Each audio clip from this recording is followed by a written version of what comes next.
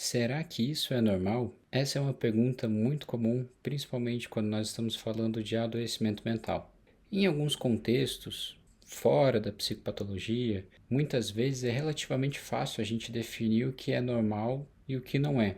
Mas quando a gente está falando de comportamento humano, suas emoções, seus pensamentos, seu jeito de agir, a sua forma de se expressar, muitas vezes essa delimitação se torna tênue, imprecisa e complexa. Existem critérios, como nós veremos, que nós utilizamos para denominar e definir o que é normal e o que não é. Ainda assim, o conceito de normalidade no contexto da psicopatologia, ele é controverso. É controverso, mas é importante. Importante por quê?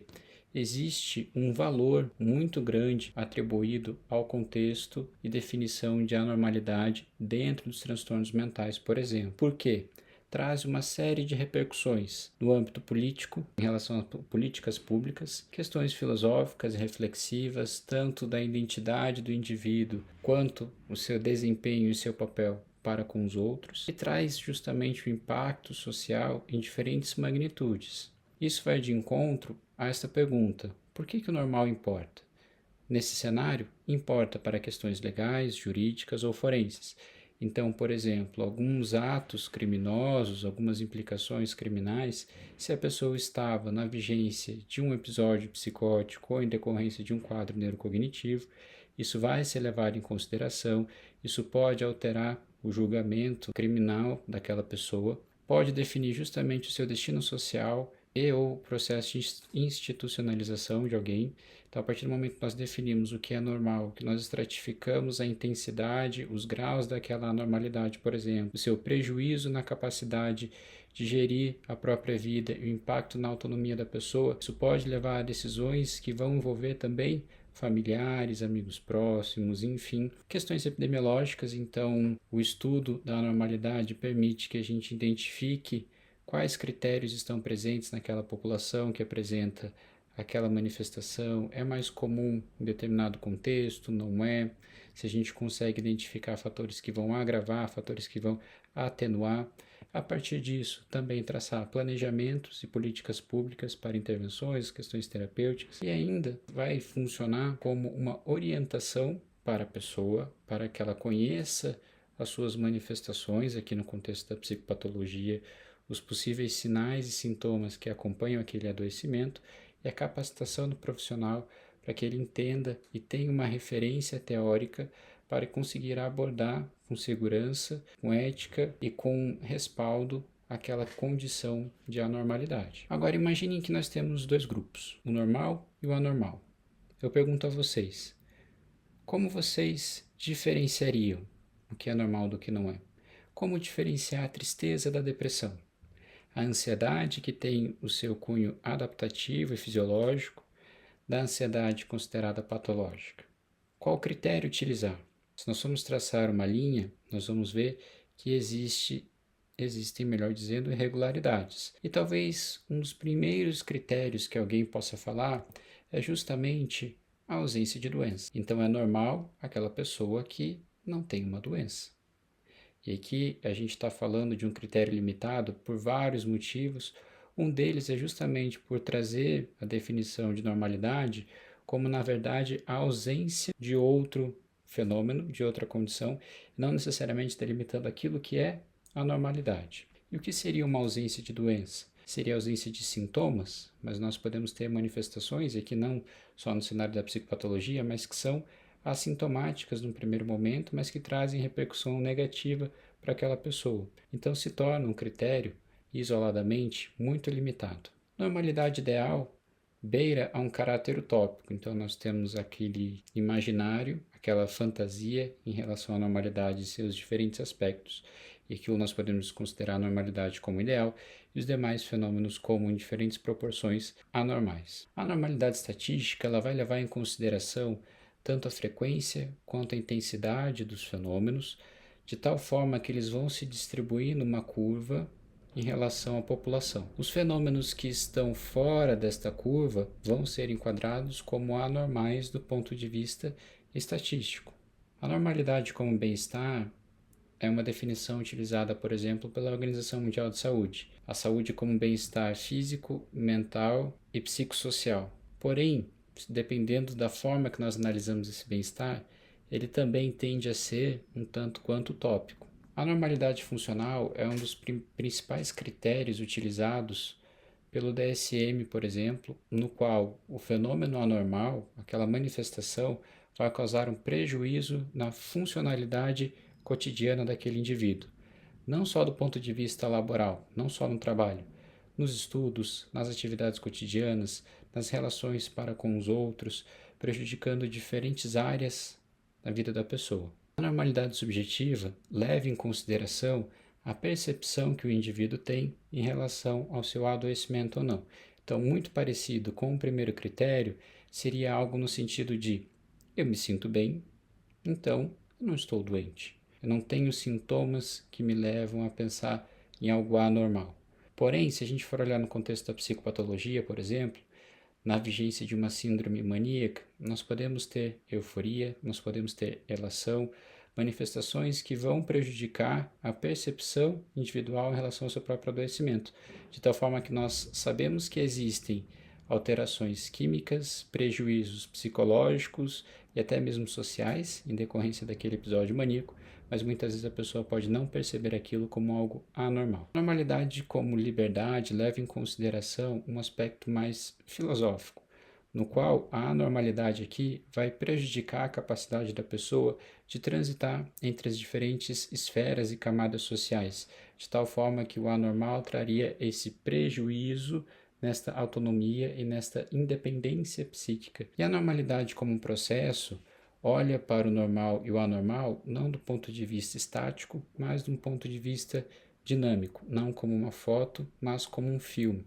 Então, enquanto se nós olharmos somente do ponto de vista estático, aquelas manifestações podem ser entendidas, por exemplo, como sintomas de um quadro depressivo, ao olhar o processo pelo qual se desenvolve a partir da perda de um ente querido, nós podemos enquadrar aquilo como um luto, como uma vivência, entre aspas, normal, e não necessariamente dentro desse critério como processo, como algo anormal. Existe aqui um debate muito grande em relação se existe uma coexistência entre um quadro depressivo e o luto, até que ponto o luto pode ser considerado fisiológico, marcadores de tempo, marcadores de intensidade, luto patológico, luto e quadro depressivo concomitante. Eu não vou entrar nos pormenores dessa discussão, mas a ideia aqui é trazer justamente o entendimento de que a evolução ao longo do tempo, o processo, também vai ser um ponto importante para definir o que é normal e o que não é. E nesse sentido de isso é normal ou isso não é, uma outra pergunta muito comum é: isto causa aquilo?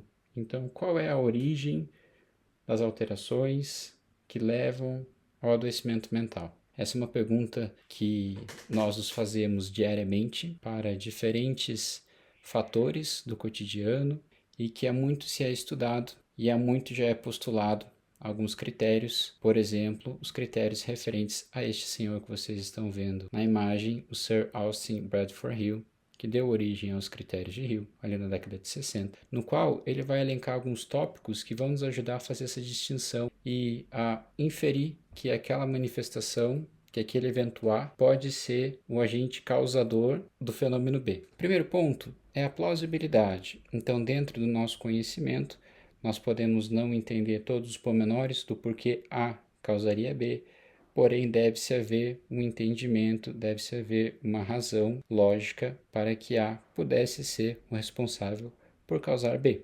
Outro ponto importante é a temporalidade. Para que A cause B, A precisa vir antes de B. Se A vem depois de B, não pode ser, não deve ser um agente causador de B. Deve haver uma força de associação. Se A está causando B, A e B devem estar associados em diferentes momentos, em diferentes situações, mostrando justamente essa correlação entre os dois. Gradiente biológico ou dose-resposta. Então, se A causa B, se eu aumento a frequência ou intensidade de A, de alguma forma isso deve repercutir em B. Pode ser de uma forma diretamente proporcional, podem existir mecanismos que façam com que isso não seja uma razão direta, ainda assim deve haver uma relação entre a dose e a resposta, entre A e B. Consistência. Então, este achado de que A causa B deve ser encontrado em diferentes estudos, em diferentes situações que justifiquem aquela correlação. Especificidade. Então, o A tem que ser um evento específico como causador de B. Esse também vai ser um critério muito importante, junto com a evidência experimental. Os estudos que levam a identificar que A causa em B, eles têm que ter um rigor metodológico, tem que ter uma metodologia que consiga trazer essa especificidade, consiga também alimentar uma coerência em relação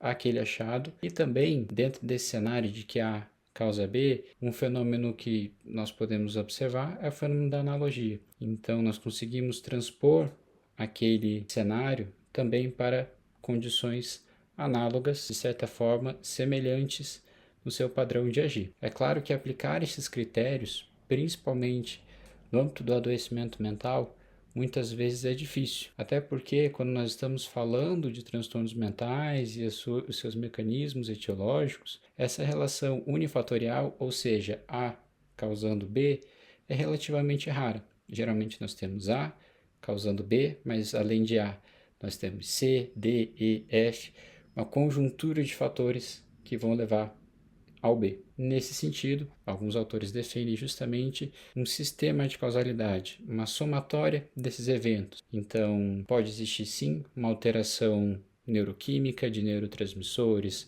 adaptações e mutações a nível de receptores, expressão gênica, mas também pode existir alterações hormonais, neuroendócrinas, inflamatórias, adaptações psicológicas, capacidade e flexibilidade cognitiva e uma série de mecanismos psicodinâmicos envolvidos num sistema de causalidade, uma somatória desses eventos levando à normalidade. Isso é importante porque ter uma boa saúde mental não implica necessariamente em estar bem o tempo todo, estar feliz o tempo todo. Essa é uma condição praticamente utópica, impossível. Inclusive, a definição de saúde mental, ela vai englobar também essa capacidade de se adequar às intercorrências da vida. E se a gente olha para esse cenário, se a gente entende que essas emoções, entre aspas, negativas, elas também fazem parte da vida, que nem toda tristeza é depressão, que nem toda ansiedade é um transtorno de ansiedade, é preciso tomar um cuidado para que não haja uma medicalização da vida. E aqui o termo medicalização seria transformar uma situação não médica, ou seja, um problema que não seria um problema médico, um problema de saúde, em um problema médico, um problema de saúde. Muitas vezes a gente utiliza o termo medicalização voltado à ideia de que aquele problema deveria justificar um tratamento medicamentoso, por exemplo. Mas a ideia aqui não precisa remeter ao tratamento medicamentoso, e sim a questão de trazer uma conotação de anormalidade. Inclusive, alguns autores também destacam outros termos que não são tão utilizados no cotidiano, mas seriam condições semelhantes, que seria a psiquiatrização e a psicologização das condições de saúde mental. Então, nós vemos, por exemplo, em relação ao déficit de atenção e o TDAH, a própria ansiedade e uma série de outras condições que muitas vezes não há uma anormalidade propriamente dita, mas se entende ou se busca aquela condição por diferentes motivos. Desta parte sobre a anormalidade era isso que eu queria trazer para vocês. Eu espero ter deixado uma reflexão de que, apesar de ser extremamente importante no estudo da psicopatologia, definir o que é normal é uma tarefa complexa, difícil e muitas vezes imprecisa.